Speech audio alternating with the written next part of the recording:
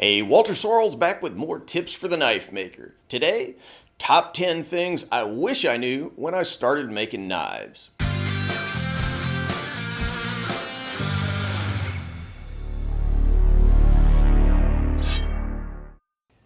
Today I'm going to tell you about the top 10 things I wish I knew more about when I started knife making. Now, before I start the list, an important point. Don't look at this video as, here are all the answers. Not enough space here to do that. Think of it as a list of things for starting to do your own research. The tools are out there, so if you hear somebody on YouTube talking about a product you don't recognize or you don't understand, Google it and find out more. Also, there are tons of great videos on YouTube on all these subjects. I'll point to some of the ones that I've done, but the more the merrier on all these subjects. So, number 10. Abrasives. At least 50% of the work that you do as a knife maker involves abrasives. Forged in fire sounds cool as a name, but if we were really honest about knife making, it would have been called something like ground in a giant cloud of dust. Knife makers spend an enormous amount of time on their belt grinders, far more than they do forging. But also, hand sanding, buffing, polishing, these are all abrasive processes. So let me just give you a list of stuff that I have in my shop. Scotch-Brite, Japanese water stones, diamond stones, rotary grinding tools, abrasive chop saw blades, sandpaper of various types, umpteen kinds of metal polish, grinding belts, more on them later, grinding wheels for various machines including my surface grinder and my bench grinder, abrasive sponges, abrasive pads, abrasive discs for my disc grinder. I could go on and on. So, two general points here. The first is, anytime you run into a wall in knife making, just think, is there some kind of abrasive product that'll get me over the hump here? Because a lot of times there is. Seemingly similar abrasives can often have dramatically different effects, so buy as many different kinds of abrasives as you can afford and then test them on similar projects. Early in my career, I got stuck in the mud on a lot of products. I'd go, hey, that works okay, and I wouldn't really look for anything that better suited the job. Second point, manufacturers have a lot of good information. If you see somebody using some cool thing on a YouTube video and you don't understand why they're using it, see what 3M or Norton or whoever has to say on that particular subject. They'll often tell you why a particular product works better for one job than another. So, number 9, grinder belts. The belt grinder is really king of the knife maker's shop. So guys agonize over what kind of belt grinder they're going to buy. Naturally, hey, they're spending a ton of money on it. But this little $5 item here gets neglected. The belt itself. When I started out, there wasn't a lot of information available about belts, so you sort of had to hear about them from other knife makers. I used cheap aluminum oxide belts for way too long. Huge mistake. There's a place for aluminum oxide, but they're a terrible choice for a lot of jobs. I really lean on ceramic belts for roughing. I also use structured abrasives.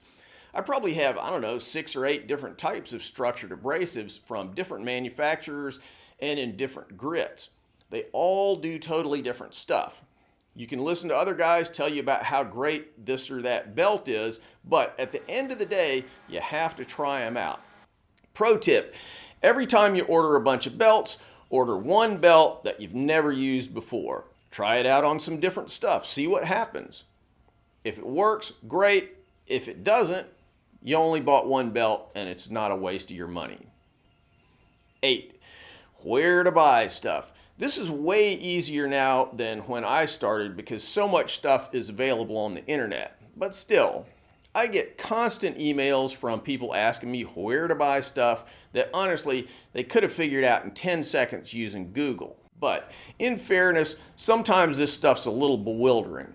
Some quick hints on buying online. This is not a complete list, just some places that I use a lot. Obviously, eBay and Amazon are good starting places for unusual materials, but MSC, Granger, McMaster Carr, and some other suppliers of industrial gear are great for finding unusual abrasives, machine tools, carbide tooling, things like that that you just can't find at Home Depot. Guess Wine sells all kinds of interesting abrasives. For metals, I use onlinemetals.com a lot, but there are plenty of other similar online suppliers that you'll find really handy. For knife steel, Admiral Steel, New Jersey Steel Baron, SB Specialty Metals, those are all pretty good, and there's some other similar kind of companies. And don't forget about knife making supply places like USA Knife Maker, Jantz, Texas Knife Maker Supply, and others. They deal with knife makers every day, and you can actually just call them up and answer questions. Can't do that on Amazon. I can't tell you how many emails I get from people who just burned up 3 drill bits trying to make a 1/4-inch hole in a piece of 1095 steel. Now, in theory, this shouldn't be too hard, but sometimes it is. Like most people, when I started, I just threw things in the drill press and started yanking on the handle. But actually, there's a lot of technique involved. Drill choice, feed pressure, drill speed, clamping, fixturing, lubrication, it all matters. The more you learn about it, the better. Don't be satisfied with just yanking that handle. I've done a couple of videos about ways to improve your drilling fast that you might want to check out. 6. Measuring tools. There's an old cliche that you can't fix what you can't measure. And it's true. The better the measuring tools that you have, the better you're going to be as a knife maker.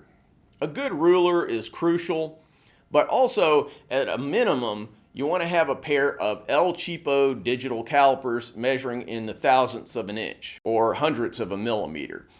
Fall in love with the thousandth.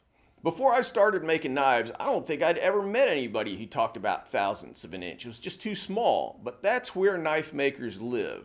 Get accustomed to thinking in thousandths, or again, hundredths of a millimeter if you're living in metric world. Other handy tools, a granite surface plate, standard micrometers, depth mics, height gauges. There are all kinds of specialized measuring tools, but I use digital calipers probably more than anything else. eBay is a great source for used measuring tools. Okay guys, I'm going to jump off here before this video gets crazy long. Part 2, which will feature 1 through 5 on my top 10 list, will be coming out in a day or two. As soon as it posts, I'll add a link in the cards and description here. Thanks for watching, and keep making those knives. Thanks for watching, guys. If you like what we're doing here, please subscribe and make sure that you click on that bell so you get notified of all the latest videos. Want to buy a knife from me? Check out my modern blades at tacticsarmory.com. Digging the channel? You can support our video making efforts on Patreon. You know, I've been banging away on these videos for like 10 years, so I hope you'll show some love for all that hard work. Link in the cards and descriptions. Finally, if you're interested in making Japanese swords, check out my full line of Japanese sword videos where I show how to forge Japanese swords as well as how to polish them and how to make fittings, handles, and scabbards. WalterSorrellsBlades.com.